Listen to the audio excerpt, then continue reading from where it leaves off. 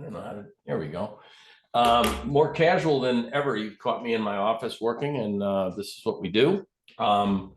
Let's see if we can share the screen now and get this going. Share, and what do we want to share? We want to share, which screen is it? Number 4.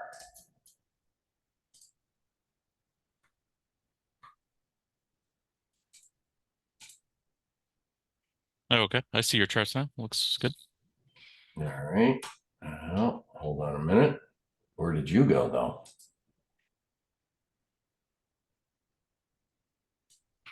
All right. Do you Sorry still about that. see the chat? I see a bell. I see a girl. I see another bell without reading glasses on. I see myself. That shouldn't be good. That's no one ever should see me. Show. Do you see the button for chat? No, I don't, David. I can't believe this did this to me. You have to find the Zoom menu. Yeah, it went away somewhere. We got too many monitors up here going. Let's see. Sharing screen. It popped up here. I got it now. I can Sorry. just read them. Got it. No. We're Okay. good. Sorry about that, man. I really apologize, friends. There's things going on behind the scenes, and I'm happy to share this with you. I think we'll get a lot of some good information. So we are definitely sharing. Is this true? Yes. Yeah, I see QQQ, SPY. Okay, great. So let's just get Yeah. rocking and rolling. What do? I trade mainly stocks, ETFs, different time frames, and the tools that I use can be found on multiple platforms. Many of you, if you're not familiar with Thinkorswim, they were the second or third platform to promote and use the indicators we created. Genesis software was one. We have on Thinkorswim the person's pivots. What you see here is a few other indicators that we use, and the indices. And this is kind of like I guess what we're dealing with in this age of the markets, so to speak.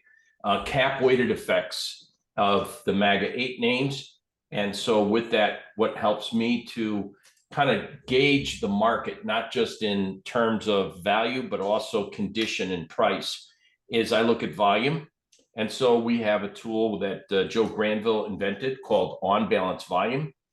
I kind of implemented a different tool for volume. I'll share that with you a little bit. But if I want to look at the overall breadth of the market, I look at breadth, the advance decline. And so I break down what is the advance and decline analysis when I'm day trading or swing trading in the SPY, ETFs, and options, and also to look at the overall trend of the market condition. And as you can see, this is an advanced decline comp ratio line. It just every day, if the market was up or down on its breadth, not price, the advances versus decline. So right now, today, the market's down 0.3%, clawing back. Notice that we have in the S&P 500, 120 stocks negative, 381 negative, 119, 120 on the positive. So what that signifies is more stocks are negative today than positive. But looking at volume, there's not a lot of volume action today. And then one other element that I like to look at that I share with people is many of you have probably heard the phrase, markets go up slowly and they go down fast, or they go up on stairs and down on escalators or elevators, or markets go down and fall off a cliff. And this is an old tool by a guy by the name of Wells Wilder, ATR, average true range. Most people use a default of 14. I use a 10 for different reasons. We're just going to be kind of a fast-paced just approach of top down. What do I do and how do I look for trades? And I think you're going to be very excited about seeing how I implement the tools that we not just created, but also maybe made better mousetraps on, I guess is a better way of saying it. So if the market condition and we're really getting ready to fall off a cliff, you start to get real volatile. And one of the signs of volatility is an increase in the average true range, meaning the daily ranges that we see. If you look here at the ATR, it's actually going down, and we are more or less just in a gyration consolidation chop of the market. So it's very, breadth is weakening. There's no volume behind it, and there's not a lot of volatility that would indicate a bigger downturn coming until I see more destructive breadth weakening breadth that is on a longer term trend, another couple, maybe another week or so.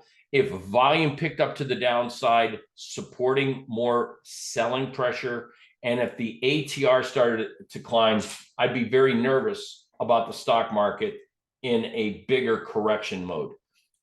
This is one that I borrowed from a guy by the name Sherman and his wife McClellan.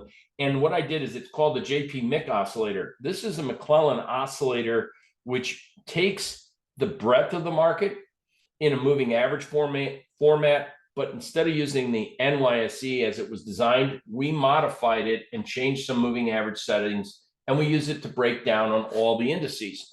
Basically, when a market shows that the breadth is too many stocks were up all at once, it's overbought. When too many stocks start to go down too far too fast, it's oversold. And that's the Russell right now. So the Russell still isn't really what I would say a bad market right now. Small cap growth stocks, the IWM. And what we have overlaid are the person's pivots. These arrows are the PPS indicator. All of these are the tools that the PPS indicator is simply a buy and sell, bullish and bearish momentum indicator. We use them to run scans. So I can run scans saying how many stocks gave me, how many stocks generated a PPS buy signal. I can qualify that a little bit better and say how many stocks gave me a PPS buy signal when the weekly was in a buy mode. So what is a buy mode defined as? That arrow. So in a buy mode, let's take a look at a couple names that you're probably familiar with, not the cherry pick, but this is one called Alibaba. What's really cool about this, and yes, we are, as a disclosure, I am long that stock. So we've been long that stock for quite some time. We took a little bit of pain on it, been sitting with it for a while. But I want to bring to your attention that when we run a scan, I like to see, and many of you have probably heard this before, multiple time frame confluence. Alibaba is interesting because in the AI space and China related, there was a really interesting story behind it as far as like China was doing their quantitative easing and everyone said to buy it, and everyone jumped on it on the TV channels, and then they all got just bombarded, meaning they lost money. They didn't stick with the trade. This is I would have to say Alibaba's got a few interesting things going for it right now. I'm going to share this. Number one, volume trend is moving higher, and this is one whale of a base. So what you probably want to do is we're up against this last conditional change gray line. That's a resistance. Some would call that a 3-bar reversal. Keep in mind, this is a monthly chart. This is longer term. But look at the base. And the rule of thumb in technical analysis is the bigger the base, the bigger the breakout. So Alibaba does stand a chance to have one whale of a breakout and something you want to watch, since on a monthly chart, it's not just going to go from 117 back up to 294 in 1 month. It could, but I doubt it. It's in an era of artificial intelligence. I understand there's a lot of different things with noise of tariffs and this and that. But what is happening is that this particular stock is gaining momentum with a few items on the daily basis, which I'll share with you. There's Joe Granville's on balance volume. This volume reading has made a newer high. Volume tends to precede price, which means it's supporting the new high breakout that we're seeing today. This is what's called the relative strength. It's a PMC, person's market catcher. You'll see this as an indicator about relative performance. If you're bullish a stock, you want to be bullish a stock that's outperforming the benchmark. And in this case, you can clearly see it's the S&P 500. So Alibaba, obviously rocket ship launching, it's outperforming, and the relative performance is improving. Where people run into trouble is you start to look at, oh, big run up, I'm going to buy a dip. And the relative strength goes, what I developed into 4 stages. Bright blue means it's outperformance. That's when you want to jump on the trend. Dark blue means it's weakening against the overall broad market. Red means no bueno. I think it's pretty much evident what red would stand for. And fuchsia, as it starts to improve, it's starting to improve. It's not outperforming the market, but it's something to watch for. And what we also look for, these little tricky things at the market, as everyone that's probably traded knows, the market's tricky and treacherous, and we get these divergences. Market goes down, stops people out, and then takes off without them. So what we look for, price action, when we make newer lows in the price, but the relative performance doesn't make newer lows, as well as the improved, and this is my proprietary volume tool. It's based on percent change of volume and momentum. When you start to see that the market makes new lows, but there's improved momentum of volume, it means it's a fake low, it's a convergence, a bullish convergence pattern. It's got some potential chutzpah to it. I'll take a look at another stock that this happened just the other day, and it was extremely choppy and chewy, and I want to point this out to you. It's Uber. Uber opened lower, traded higher. And when it came back after earnings and it defended that low, the momentum of the volume, as you can see, we were making on closing basis newer lows, but not on the volume. And the relative strength for one day went negative and then popped right back up. So the stock was a buy, and that's one that you can see the PPS, a very choppy and chewy. And what happened is, I'm not sure if it was this day or that day, but it was announced that a hedge fund manager, I can't remember which one, was long the stock, and there it is. So we're starting to see markets that are breaking out of old resistance patterns that have decent volume to them and relative performance. Those are the names you want to kind of stick with in this environment right now. So I run scans on a bunch of stuff. And depending on the tools I use the tools that help me to define the market condition. So it's volume. It's an indicator that tells me there's bullish and bearish momentum, and that's that PPS indicator, the buy-sell signals. We also look at relative performance to a stock, to an index. And when it comes to index trading, I want to know what the overall health of the market is, and that's the advanced decline. So each different type of trade has a different indicator that you should be looking at. So again, you got short-term day trading, and I'm going to share some stuff that we created with that PPS indicator right now with you. This is a 5-minute E-mini day trade model.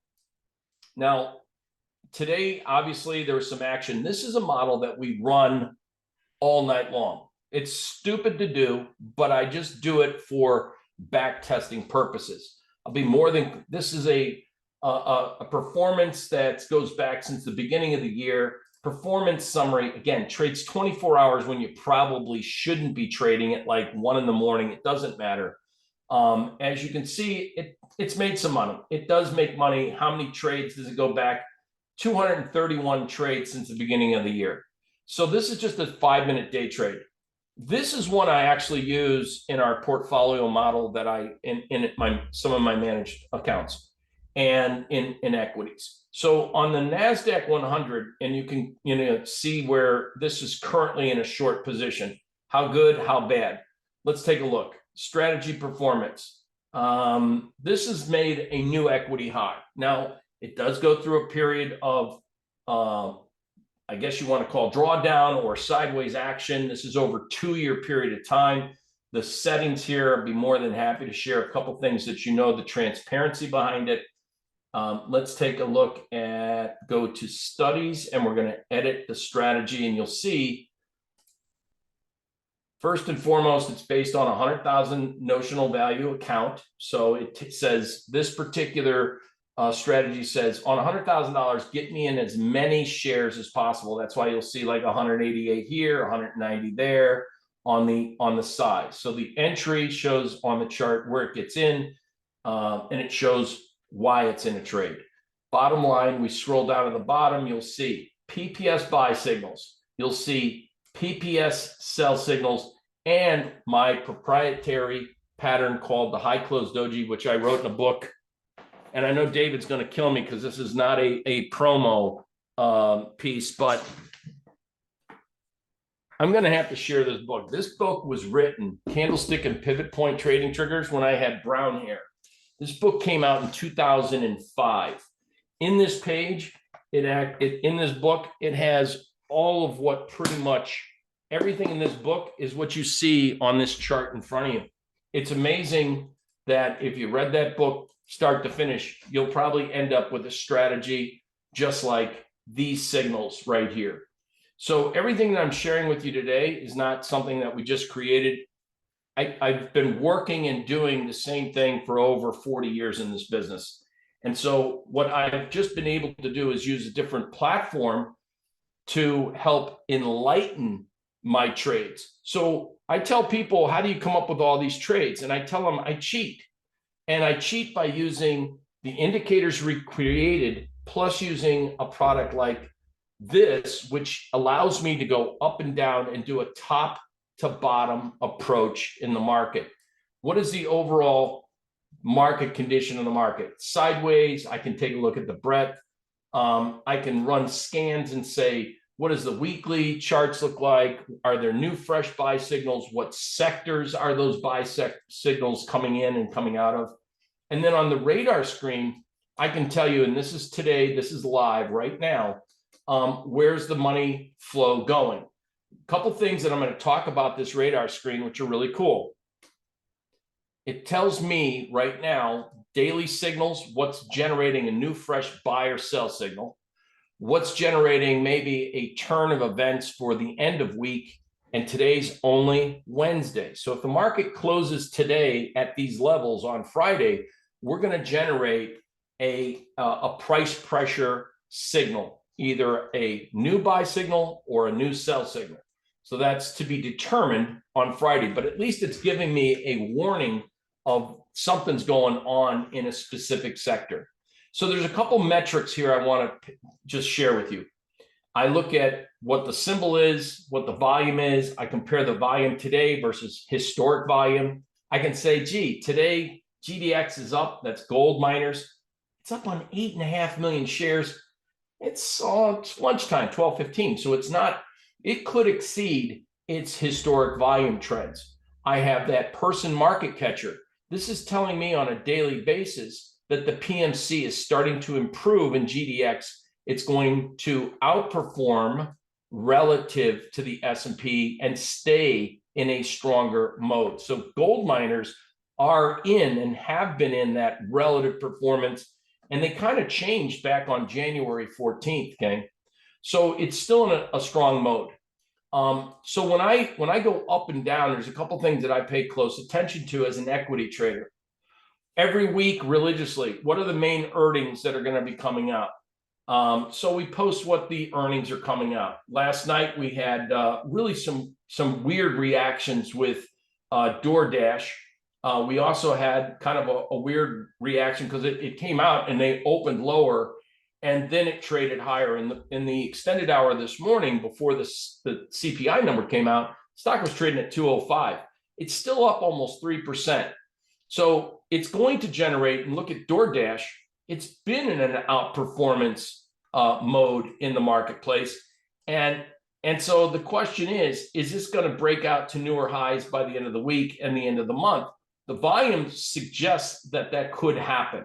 So DoorDash looks like if we can close more positive above old highs, the odds are it's going to expand into newer highs, especially if it doesn't end on it, let's say, keister.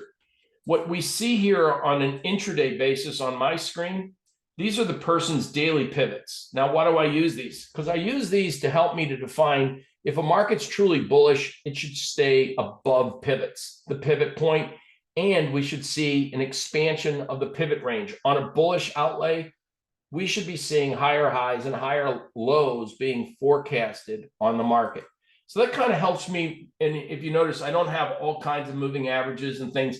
I'm more intrigued on a momentum of the market, number one. Number two, I want to know if the stock, and if there's more than one stock in a sector outperforming the market.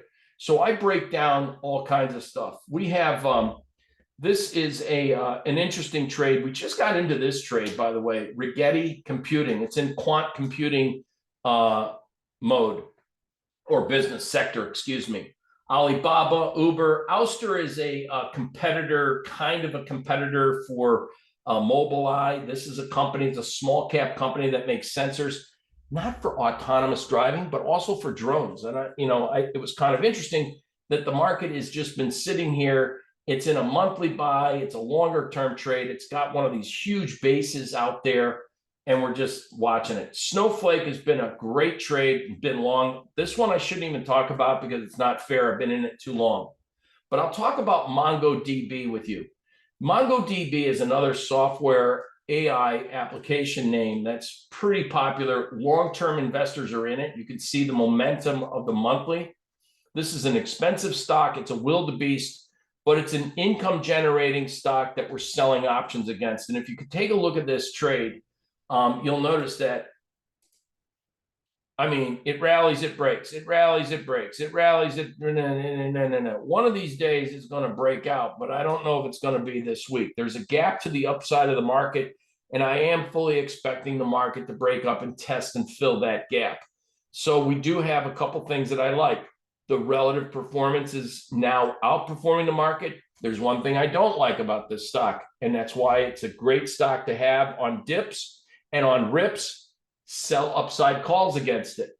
Why? Because the volatility is so high. This has an enormous amount of premium. And like, for example, I think just to give you over here,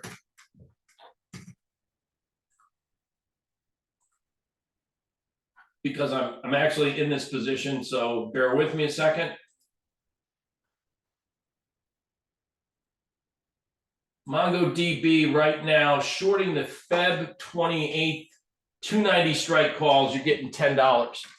So for the next, say, 14 days or so, I can get $10. And if we stay in a range, buying a dip, market rallies, sell calls against it, I'm collecting some income. Now, that's probably not a trade a lot of small size accounts are going to do, but this is the kind of trading environment we're kind of in right now. I like the stock longer term. Short term, it's sideways. The market's overall sideways.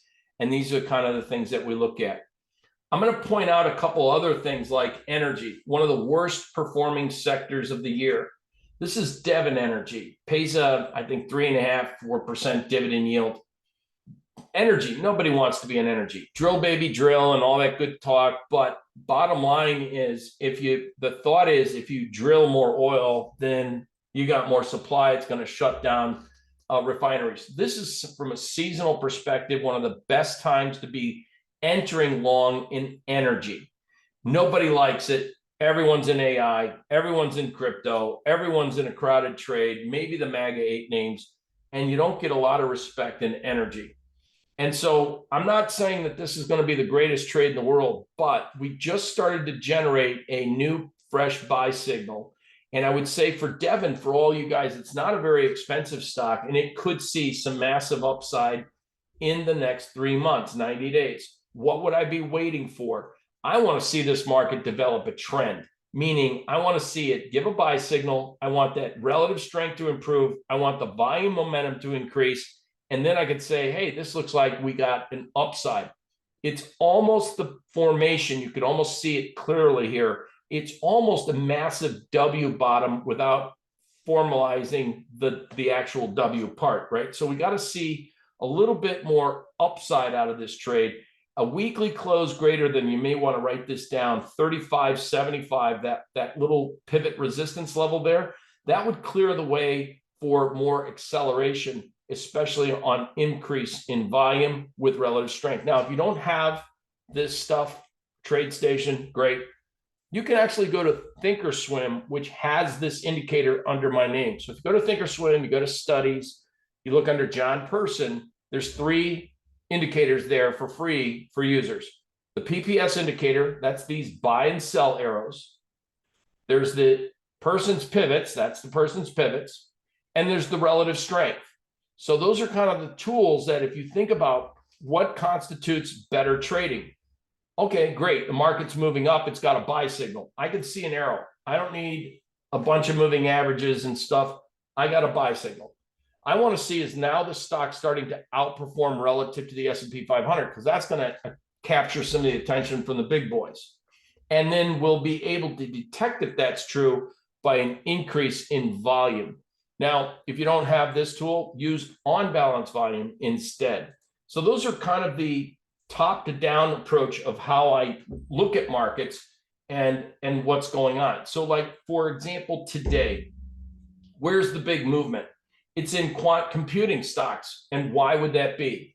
Because yesterday, Supermicro, SMCI, came out and said, we're doing pretty good. We're accused of cooking the books. We're focused on building computers and not accounting. And, so they gave a little lower guidance, so it came off. But they said there's still crazy demand for AI and AI infrastructure build and products. So all the quant computing sector stocks took off on that news. That's Supermicro, all right? So that would also longer term or intraday, it might help Broadcom, Avigo. And so I would say over the next couple days, if Broadcom can see a pickup in volume, easily we're going back to test that 250. And that's what the charts look like to me right now. So I wouldn't say that artificial intelligence is out and down.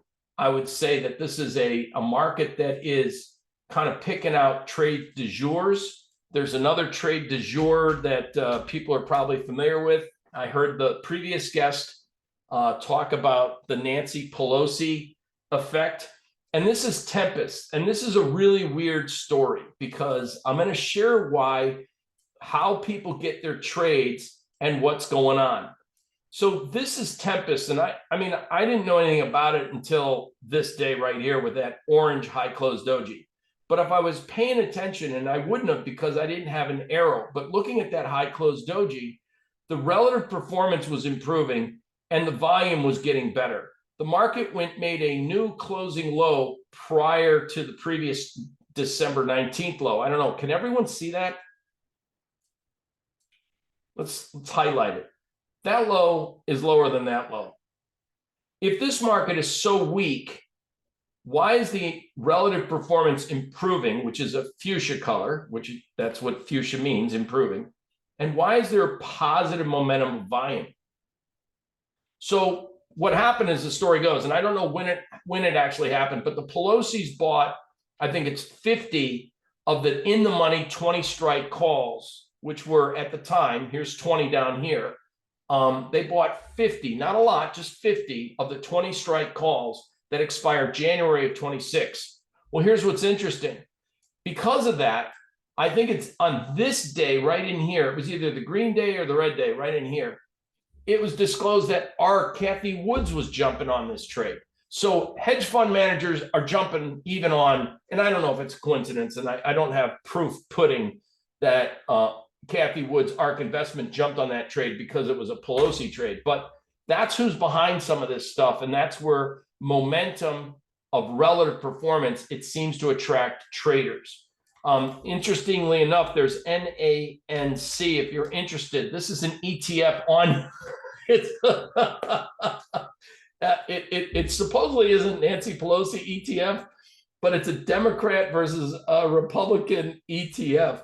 So the point is that our society has gotten so crazy with trades du jour, you got to kind of filter out what you're trading and why in this environment. And that's what I do. And I just thought I'd share with you, there's ways to trade the market. How do people trade and how am I doing it? And what tools do I use? And I hope that was the nature of today's session to help you guys. Energy in the next 30 days, definitely you want to be following on that. And then also smaller cap AI software names in the IGV should start to see some improvement.